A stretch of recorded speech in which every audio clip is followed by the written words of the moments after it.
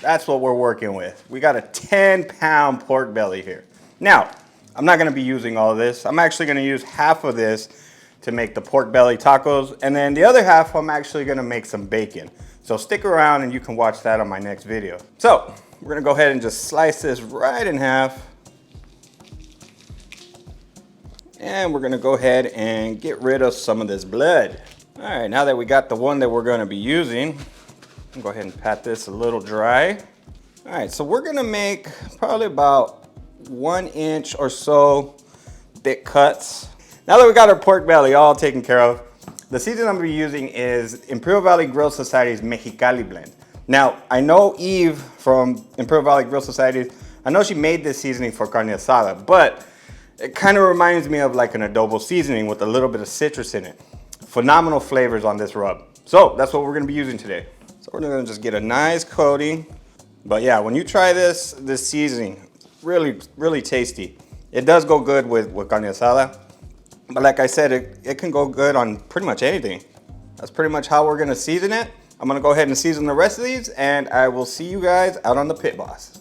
All right, so we're gonna go ahead and turn on our pit boss, and we're gonna set this to 250 degrees. For the pellets that I'm using, it's a 50-50 blend of Pit Boss apple blend and the mesquite. So when I cook Mexican food, I like to use mesquite wood. So yeah, it's a good pair. When you turn on your Pit Boss, you wanna leave your lid open, because initially when you turn it on, you're gonna get some really thick, heavy smoke, and that's no bueno. And when your pellets actually catch fire, it pushes it all out. And as you can see, it's starting to clear up. So now that they're lit, we're gonna close this up and let it come to temp. Once our pellet grill is all up to temp, go ahead and take our pork. You want the fat cap up. Be sure to space them out a little bit. That way some airflow can get rolled through it. So now, we're just gonna let this roll at 250. I'll come back and check on it in about 2 hours. All right, hit our 2-hour mark. Woo, looking pretty. They're starting to tighten up now. We still got a lot of fat to render out of them. So yeah, they still need a lot more time, but they're looking good, getting a nice color. So we're gonna close this up. I'm gonna check on it about the next hour, but it should be done by the 4th hour. So see you guys then. Woo! Yep, they're looking good. So it's actually been 4 hours. That's the color that I'm looking for. Yep, so we're gonna go ahead and take them off. So I'll see you guys inside and we'll make some tacos. All right, so here's our pork belly. Let's go ahead and chop them up in little pieces. Nice and a little crispy on some of these. Oh yeah, this is gonna make some good tacos right here. Tender, a little crispy on the outside. So let's make a taco.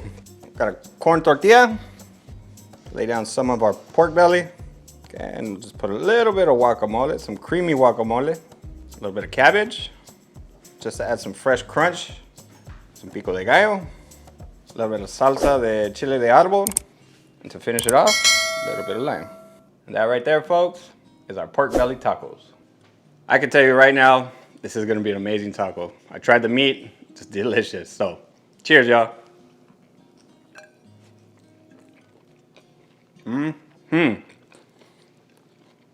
Explosion of flavor right here.